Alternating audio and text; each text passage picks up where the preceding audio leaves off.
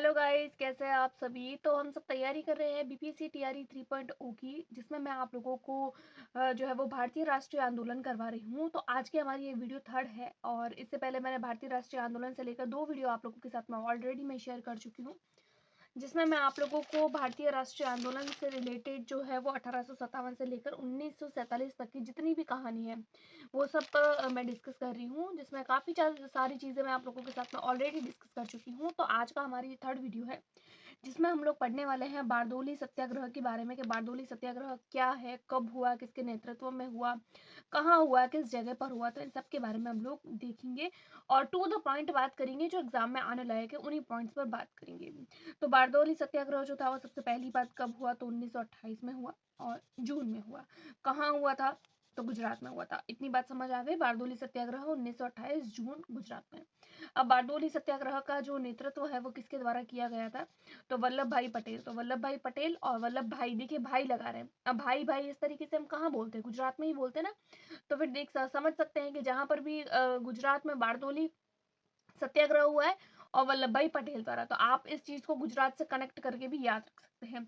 और बारदोली सत्याग्रह जो था वो किससे रिलेटेड है, तो वो एक तरीके का किसान आंदोलन है, यानी किसानों से रिलेटेड है।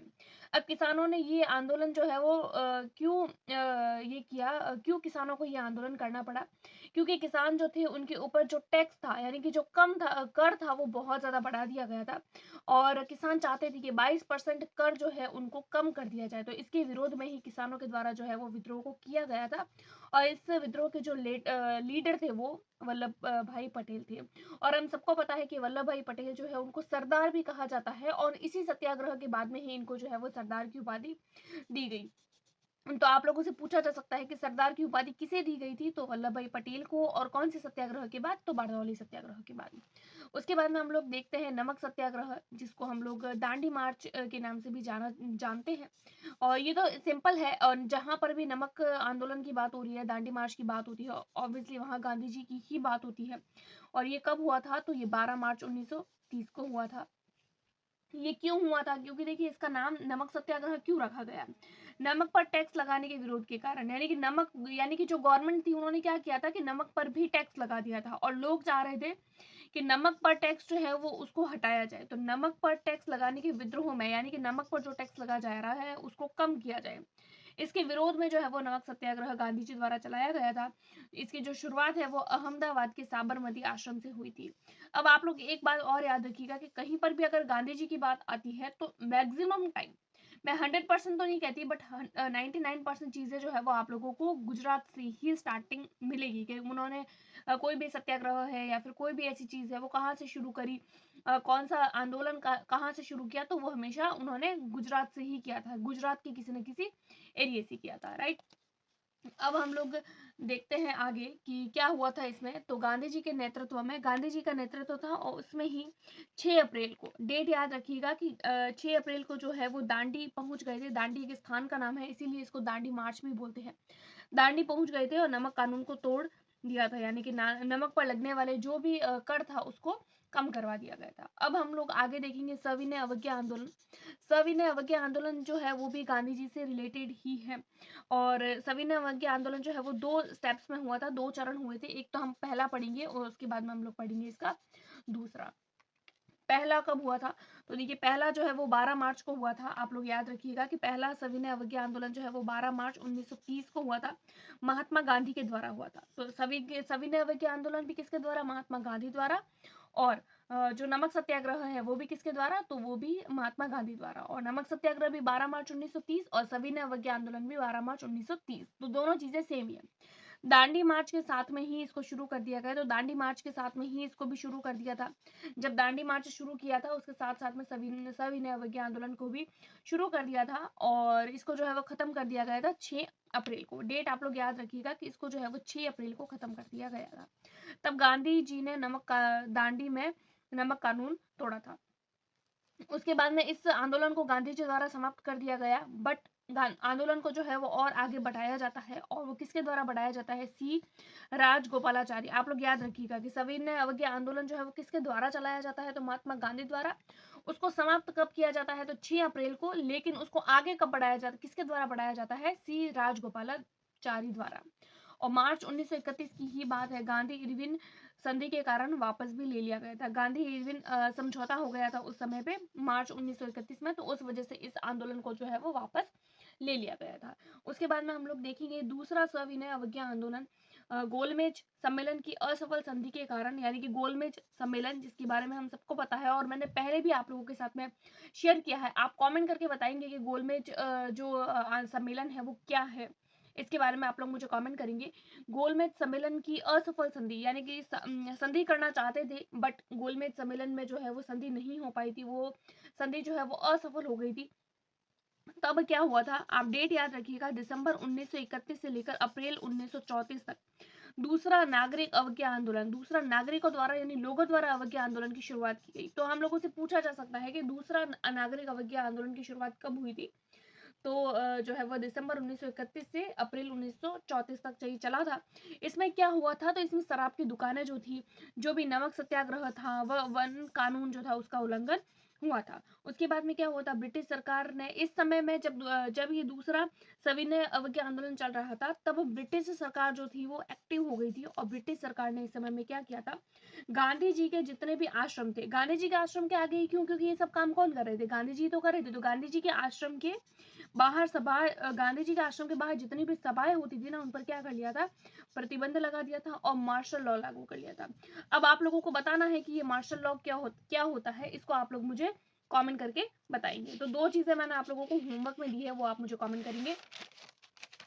और उसके आगे हम लोग देखते हैं भारत छोड़ो आंदोलन। भारत छोड़ो आंदोलन जो है वो कब हुआ था, भारत छोड़ो आंदोलन अगेन से 1942 की, और फिर से भारत छोड़ो आंदोलन की बात आती है तो महात्मा गांधी की बात आ जाती है कि भारत छोड़ो आंदोलन जो है वो 8 अगस्त को शुरू हुआ था और 8 अगस्त 1942 को हुआ था भारत छोड़ो आंदोलन। इसमें क्या हुआ था, महात्मा गांधी ने ब्रिटिश शासन को समाप्त करने का आह्वान किया।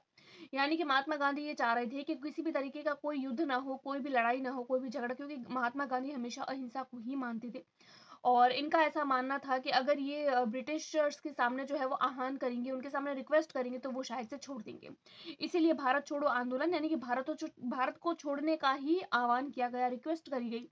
इसमें इस समय क्या हुआ था, मुंबई में अखिल भारतीय कांग्रेस, क्योंकि जो गांधी जी थे वो महात्मा गांधी जो थे वो कांग्रेस से रिलेटेड थे, तो अखिल भारतीय कमेटी के सत्र में भारत छोड़ो आंदोलन को शुरू कर दिया गया। तो भारत छोड़ो आंदोलन को शुरुआत कब की गई, तो मुंबई में की गई और अखिल भारतीय कांग्रेस कमेटी के सत्र में ही भारत छोड़ो आंदोलन की शुरुआत की गई। उसी समय जो है वो गांधी जी ने ग्वालियर टैंक मैदान में, कौन सा मैदान था, मैदान और ये इस तरीके की चीजें होती है ना, कौन सी जगह थी, ये आप लोगों से पूछी जाती है और टीआरई 1 और टीआरई 2 में पूछी भी गई है, और जो टीआरई 3 आप लोगों का पेपर जो है वो लीक हुआ था उसमें भी पूछी गई है। तो आप लोग जो है वो स्थान याद रखिएगा। ग्वालियर टैंक मैदान में अपने भाषण में करो या मरो का आह्वान किया था। करो व मरो का नारा किसने दिया था, महात्मा गांधी ने, जिसे अब अगस्त क्रांति मैदान, यानी पहले ये जो मैदान था उसको ग्वालियर टैंक मैदान बोलते थे, बट अब जो है वो इसको अगस्त क्रांति मैदान कहा जाता है। एक और कुछ बातें हैं कि ग्रेट ओल्ड लेडी, ये जो है वो आप लोगों को बीपीएससी टीआरई 3 जो है ना, उसमें बीपीएससी टीआरई 3 जो आप लोगों का अभी पेपर लीक हुआ है 3.0, उसमें आप लोगों को पूछा गया है कि ग्रेट ओल्ड लेडी किसे कहा जाता है, तो ग्रेट ओल्ड लेडी जो है वो अरुणा आसफ अली को कहा जाता है। नाम याद रखिएगा आप लोग, ग्रेट ओल्ड लेडी कौन है। ओल्ड लेडी की कहीं पर भी बात आती है तो देखिए, ओल्ड से अ से ओल्ड हो जाता है, अ से अरुणा हो जाती है, तो इस तरीके से आपको याद रख जाएगा।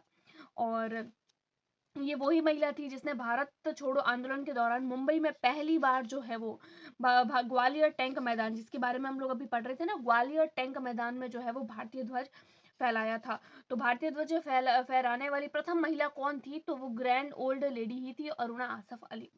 उसके बाद में हम लोग देखते हैं भारत छोड़ो का नारा किसने दिया था, और भारत छोड़ो का नारा, देखिए भारत छोड़ो आंदोलन जो है वो महात्मा गांधी द्वारा चलाया गया है, बट भारत छोड़ो का नारा और साइमन गो बैक का नारा जो है वो किसके द्वारा दिया गया है, तो वो दिया गया है यूसुफ मेहरली द्वारा। तो ये कुछ कुछ जो है वो इम्पोर्टेंट चीजें थी और भारतीय राष्ट्रीय आंदोलन को लेकर। तो इसी के साथ में हमारा भारतीय राष्ट्रीय आंदोलन छोटी छोटी 3 वीडियो में कंप्लीट होता है। तो अब हम चलते हैं कुछ एमसीक्यूज की ओर। फिर चलिए अब हम लोग कुछ जो है वो भारतीय राष्ट्रीय आंदोलन से रिलेटेड कुछ एमसीक्यूज करते हैं। फर्स्ट क्वेश्चन हमारे पास में गिवन है कि खिलाफत आंदोलन किसके द्वारा आयोजित किया गया था। ऑप्शन है हमारे पास में जिन्ना द्वारा, दूसरा है मौलाना अबुल कलाम आज़ाद द्वारा, तीसरा है अली ब्रदर्स द्वारा और चौथा है आगा खान द्वारा। तो मैंने जब आप लोगों को खिलाफत आंदोलन पढ़ाया था तो उसमें मैंने आप लोगों को बताया था कि खिलाफत आंदोलन जो है वो अली ब्रदर्स द्वारा चलाया गया था। नेक्स्ट क्वेश्चन हमारे पास में है 1942 के भारत छोड़ो आंदोलन के दौरान गांधी जी को कब गिरफ्तार किया गया था।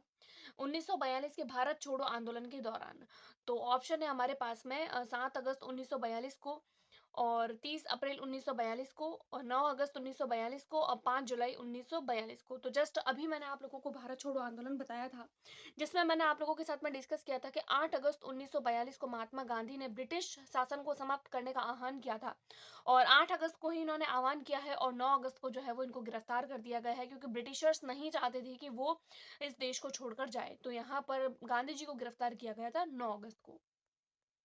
अगला क्वेश्चन है तीन कठिया प्रथा किससे संबंधित है। तो ऑप्शन है खेड़ा आंदोलन से, चंपारण आंदोलन से, बारदोली आंदोलन से और सन्यासी आंदोलन से। तो तीन कठिया प्रथा जो है वो किससे संबंधित है आप बताइए, कमेंट भी करिए। चंपारण आंदोलन से। अगला क्वेश्चन है बिहार के किस आंदोलन के दौरान डॉक्टर राजेंद्र प्रसाद ने वकालत छोड़ दी थी।